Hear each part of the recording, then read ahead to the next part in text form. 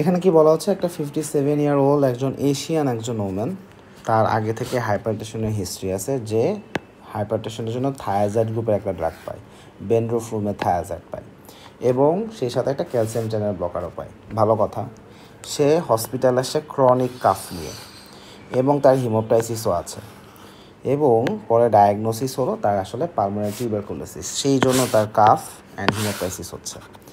এখন যখন এই ডায়াগনোসিসটা হয়েছে, এরপরে তাকে এটার জন্য অ্যান্টিটিবি রেজিমেন শুরু করা হয়েছে। কয়েক সপ্তাহ পরে পেশেন্ট হসপিটালে চলে আসছে। তার প্রবলেম কি? তার একটা অ্যাকিউটলি সোলেন রেড রিস্ট।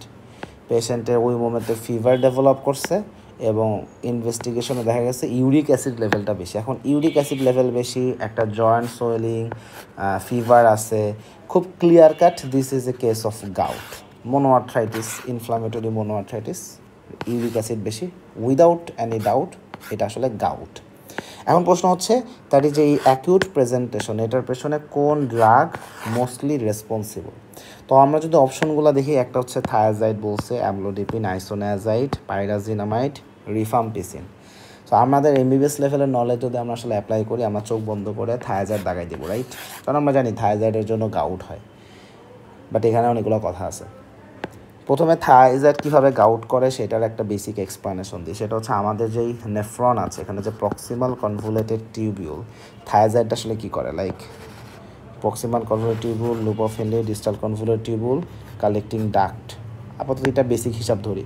সো দেখা যাচ্ছে বেন্ড্রোফ্লুমে থায়াজাইড যেটা করে, সেটা আসলে কাজ করে ডিস্টাল কনভুলেটেড টিউবিউলের উপরে, বা আরও স্পেসিফিকভাবে বলে distal part of the distal convoluted tubule, exactly এই জায়গাটাতে তারা ফাংশন করে। কিন্তু ড্রাগটা এই নেফ্রনের লুমেনের মধ্যে কখন আসতেছে? সে আসলে প্রক্সিমাল কনভুলেটেড টিউবিউল দিয়ে একটা পার্টিকুলার চ্যানেলের মাধ্যমে এই লুমেনের মধ্যে প্রবেশ করে, এরপর সেটা পাস করে করে আমরা যাইতে যাইতে যাইতে যেতে এইখানে এসে তার স্পেসিফিক যে রিসেপ্টর, তার উপর যে সে কাজ করে।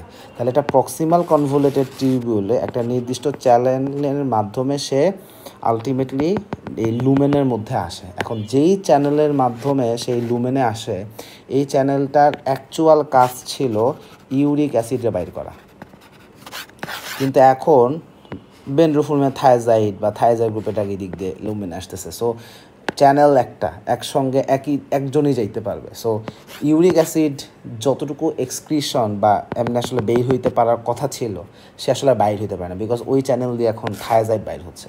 সো এটার কারণে ব্লাডে ইউরিক অ্যাসিডের কনসেন্ট্রেশন বেড়ে যায়, এখান থেকে পরবর্তীতে গাউট হয়। এটা হচ্ছে বেসিক হিসাব। সো আমরা জানি যে থায়াজাইডের কারণে গাউট হয়, কিন্তু ঘটনা হইতেছে পেশেন্ট লম্বা সময় ধরে বেনড্রোফ্লুমে থায়াজাইড পায়, কিন্তু তার এই গাউটের প্রবলেমটা শুরু হয়েছে এ ফিউ উইকস লেটার। কখন? সে একটা নতুন ড্রাগ শুরু করছে তারপরে।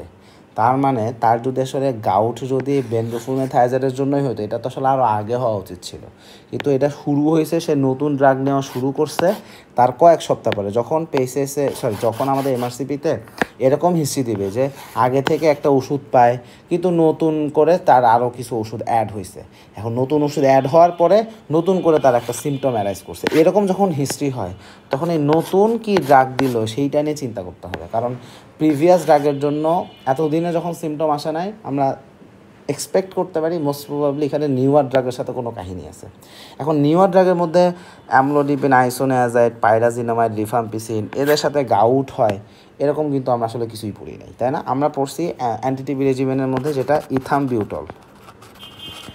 ইথামবিউটলের জন্য আমরা জানি গাউট হয়, তাই না? আমরা জানি যে ইথামবিউটের জন্য অপটিক নিউরাইটিস হয়, সেখানে পেশেন্টের ভিশন প্রবলেম থাকে, আবার এখানে গাউটও হয়। কিন্তু এখানে আরও ফার্দার কথা আছে, সেটা হচ্ছে পাইরাজিনামাইড নিয়ে একটু এক্সট্রা কথাবার্তা আছে। সেই কথাবার্তাটা কি?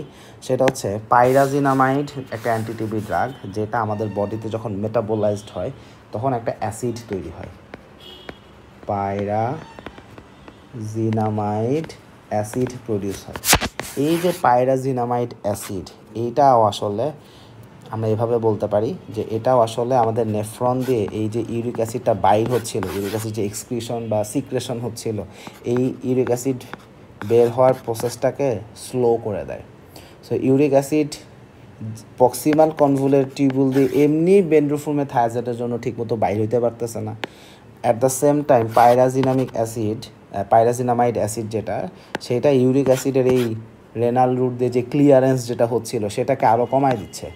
তো দুইটা একটা মানে পটেনশিয়াল ইফেক্ট হয়ে যেটা হয়েছে, দুইটা মিলে পটেনশিয়েটেড ইউরিক অ্যাসিড লেভেল আরও বেশি বেড়ে গেছে এবং এই জন্য তার একটা অ্যাকিউট প্রেজেন্টেশন হয়েছে।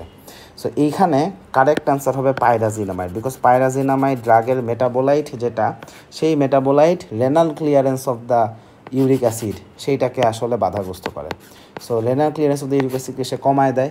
একদিকে তার এমনি renal clearance of the uric acid কম, এখন আরও কমে গেছে এবং আরও কমে যাওয়ার কারণে আলটিমেটলি তার ফাইনালি গাউটটা ডেভেলপ করছে। সো এই অ্যাকিউট প্রেজেন্টেশনের পেছনে মূল হোতা হচ্ছে এই পাইরাজিনামাইড, বিকজ এটার মেটাবোলাইট আলটিমেটলি এই ঘটনাটা ঘটাইছে। সো কোশ্চেন অনুযায়ী বেস্ট অ্যান্সার হচ্ছে পাইরাজিনামাইড। এটা যদি আসলে আগে থেকে আমাদের যদি নলেজ না থাকতো, আমরা সবাই পরীক্ষার হলে এটাই দাগাই দিয়ে আসতাম এবং এটাই হয় এমআরসিপিতে এরকম হয় যে সবাই পরীক্ষার কোশ্চেন দাগাই দিয়ে আসার পরে বলে যে আমি তো মোটামুটি 150টা শিওর, কিন্তু সে নাম্বার পাইলে বুঝতে পারে সে হয়তো 140টা কারেক্ট করছে, তাহলে বাকি 10টা ভুল হলো কেমনে, সে 100% কনফার্ম হওয়ার পরও কেমনে ভুল হলো। বা বিভিন্ন কোচিংয়ে যে অ্যান্সার স্ক্রিপ্টগুলো দেয়, এখন এক্স্যাক্ট কী কোশ্চেন আসে এটা তো সাথে সাথে জানা যায় না, সো রিভিউ থেকে আসে। সো এই পুরা স্টেম তো আর কোচিংয়ে পায় না।